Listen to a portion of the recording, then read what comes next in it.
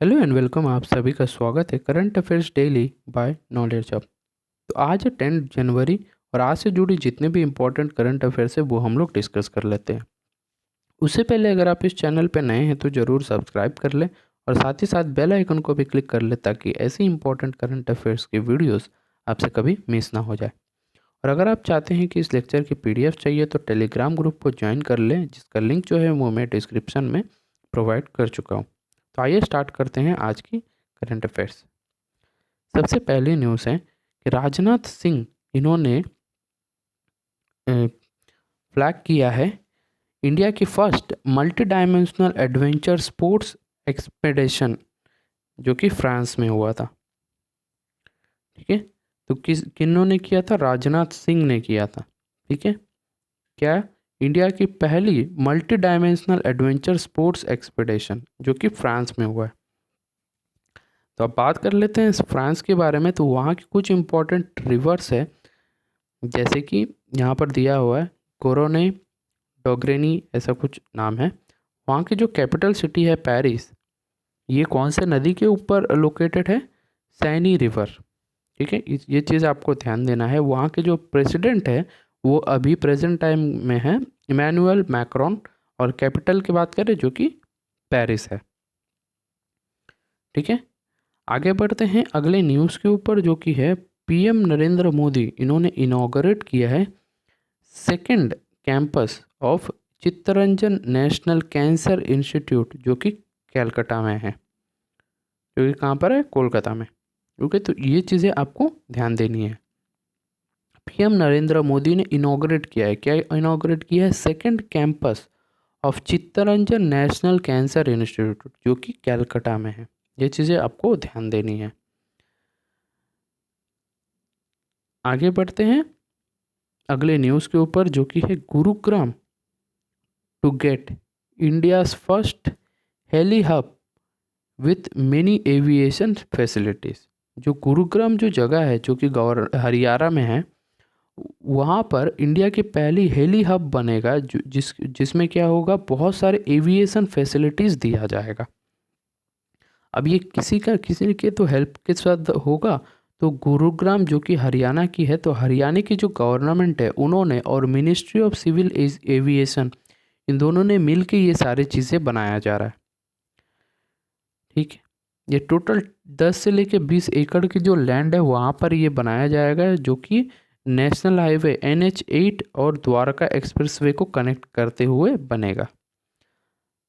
Okay, तो अगले news पे हम लोग बढ़ते हैं। अगले न्यूज़ पे वर्ल्ड्स 5 पावरफुल नेशन इन्होंने इश्यू किया है एक pledge to prevent spread of nuclear weapons. ये जो न्यूक्लियर वेपन्स होते हैं ना, इसे प्रिवेंट करने के लिए एक प्लेज लिया जा रहा है दुनिया के 5 पावरफुल नेशंस के द्वारा। अब ये कौन है वो 5 पावरफुल नेशंस? अब वो है, पहली है चाइना, दूसरी है फ्रांस, तीसरी है रसिया, चौथी है यूनाइटेड किंगडम यानी यूके, और पांचवी है यूनाइटेड स्टेट्स यानी USA। ये पांचों कंट्रीज मिलकर क्या कर रहे हैं? प्लेज ले रहे हैं to prevent spread of nuclear weapons. ठीक है, तो यही थी न्यूज़। आगे बढ़ते हैं अगले न्यूज़ के ऊपर। NPCI यानी national payment corporation of India, इन्होंने कुछ standardize limits for cash withdrawals और mini statements on AEPS transactions के ऊपर जो हम लोग करते हैं। अब ये EEPS का मतलब कुछ और नहीं है, आधार एनेबल्ड पेमेंट सिस्टम ये है। तो जब भी हम लोग जो कैश विड्रॉल्स और मिनी स्टेटमेंट्स निकालते हैं जो कि आधार एनेबल्ड पेमेंट सिस्टम के थ्रू, तो उस पर कुछ स्टैंडर्डाइज लिमिट्स रखा गया है। किसके द्वारा? NPCI के द्वारा। अब ये लिमिट्स क्या है, वो सारी चीज़ें क्या है, वो आप यहाँ से जान सकते हैं। तो आगे बढ़ते हैं ये NPCI के बारे में पढ़ते हुए। तो इसके जो MD एंड CEO है वो है दिलीप आसबे, और हेडक्वार्टर्स है मुंबई महाराष्ट्र में। ओके, तो अगले न्यूज़ के ऊपर बढ़ते हैं जो कि है इंडिया की जो GDP की जो ग्रोथ रेट है वो कहा जा रहा है फिनेंशियल ईयर जो 2020 है, यानी अभी जो मार्च में होगा, वो कहा जा रहा है कि 9.2% रह सकती है। और ये एस्टिमेट किया जा रहा है किसके द्वारा, और ये एस्टिमेट है नेशनल इनकम को लेकर भी, ये एनएसओ के द्वारा किया जा रहा है। अभी ये एनएसओ को है नेशनल स्टैटिस्टिकल ऑफिस, इनके द्वारा ये एस्टिमेट्स किया जा रहा है। कितना रहने का, 9.2। तो ये नंबर जो है ये आप लोगों को याद रखना है। ओके, तो अब बात कर लेते हैं, ये जो नेशनल स्टैटिस्टिक ऑफिस है ये मिनिस्ट्री के अंडर में आती है। जो स्टैटिस्टिक्स एंड प्रोग्राम इम्प्लीमेंटेशन, इस मिनिस्ट्री के अंतर्गत ये सारी चीज़ें आती हैं। जिसके प्रेजेंट टाइम के जो इंडिपेंडेंट स्टेट चार्ज लिया हुआ है वो है इंद्रजीत सिंह राव, इन्होंने। ओके, अगली न्यूज़ है इंडिया की जो जीडीपी, ये अनुमान किया है एसबीआई इकोवैप, इन्होंने अनुमान क्या किया है कि 9.5% रहने का अनुमान किया है। ठीक है, इसी बार के जो मार्च में रिलीज होगा, जो जीडीपी की जो रिलीज होगी फिनेंशियल ईयर 2022 का, उसे अनुमान किया है 9.5, किसके द्वारा, एसबीआई इकोवैप। ओके, इससे पहले कौन किया था, नेशनल स्टैटिस्टिकल ऑफिस के द्वारा किया गया था, कितना, 9.2। तो ये चीज़ें आपको ध्यान देना है। अब बात कर लेते हैं स्टेट बैंक ऑफ इंडिया के बारे में। तो इसके जो चेयरमैन हैं वो है दिनेश कुमार खारा जी, और इसे एस्टाब्लिशमेंट किया गया था 1 जुलाई 1955 को। हेडक्वार्टर्स है मुंबई, महाराष्ट्र में। ओके, तो अगली न्यूज़ है इंडिया ने ओवरटेक कर देगा जापान को as Asia's second largest economy बनकर बाय 2030। ये किसने कहा है, IHS, इनके द्वारा ये, इनकी एक रिपोर्ट आती है, IHS के द्वारा एक रिपोर्ट आती है जिसमें ये कहा गया है कि 2030 तक एशिया की जो सेकेंड लार्जेस्ट इकोनॉमी है वो इंडिया बन जाएगी, और किसी ना किसी को ओवरटेक करना पड़ेगा, तो वो किसको कर दिया जाएगा, जापान को। तो फर्स्ट में कौन हो सकता है, ऑब्वियसली एशिया में चाइना। चाइना फर्स्ट में होगा, सेकंड में हो सकता है इंडिया, और थर्ड में हो जाएगा जापान। ये कब तक होने की संभावना है, 2030 तक। ओके, अब बढ़ते हैं अगली न्यूज़ के ऊपर, जो कि है जल शक्ति जो मिनिस्टर है गजेंद्र सिंह शेखावत, इन्होंने अनाउंस किया है थर्ड NWA, जो कि 2020 में हुआ था। NWA यानी नेशनल वाटर अवार्ड्स, जिसमें यूपी को बेस्ट स्टेट अवार्ड मिला है। उसके बाद राजस्थान को, और थर्ड पोजीशन में तमिलनाडु को ये अवार्ड मिला है। ठीक है, तो ये थी न्यूज़, इतना ही आपको बाकी पढ़ लेना है शीट के द्वारा।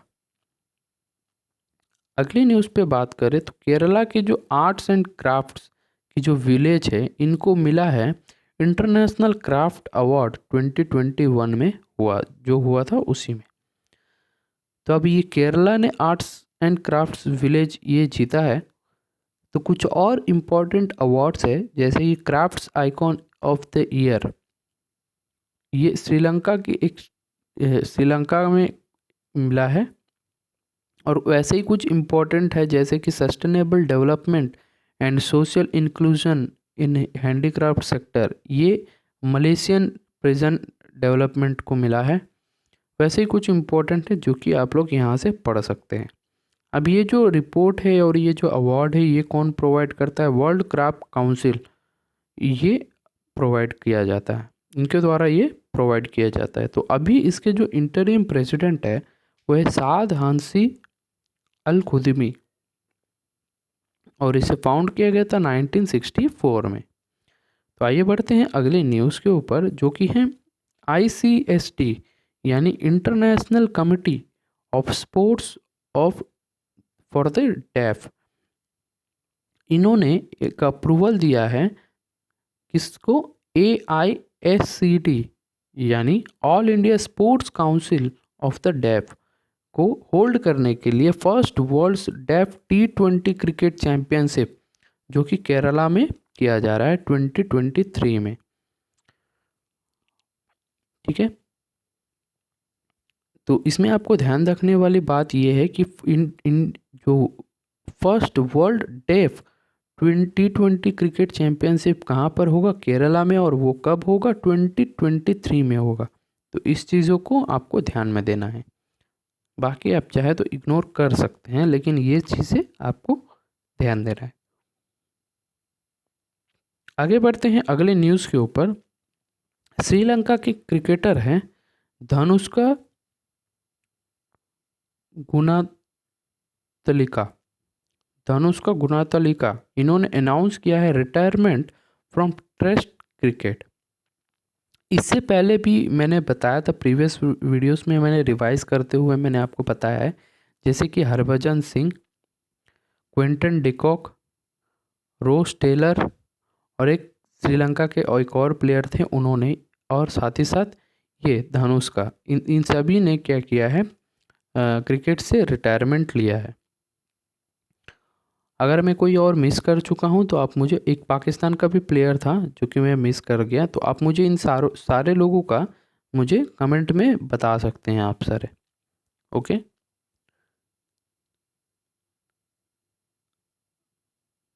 तो आगे बात कर लेते हैं। श्रीलंका की जो क्रिकेट है उसके जो प्रेसिडेंट है वो है सामी सिल्वा, और इसके जो हेड क्वार्टर्स है वो है कोलंबो, श्रीलंका में। इतनी चीज़ें आपको ध्यान देना है। इसी के साथ हम लोग आज का जो इम्पोर्टेंट करंट अफेयर्स है वो हम लोगों ने कंप्लीट कर चुके हैं। और अगर आप इस चैनल पे नए हैं तो ज़रूर इस चैनल को सब्सक्राइब कर लें, और अगर आपको ये वीडियो अच्छी लगी है तो ज़रूर वीडियो को लाइक करें, और जो भी ज़रूरतमंद बच्चे होते हैं उन लोगों को ये वीडियो शेयर करें। तो अगर आपको इस लेक्चर की PDF चाहिए तो आप टेलीग्राम ग्रुप को ज्वाइन कर सकते हैं, जिसका लिंक जो है वो मैं डिस्क्रिप्शन में प्रोवाइड कर चुका हूँ। इसी के साथ साथ एक ही चीज़ कहना चाहूँगा, थैंक यू।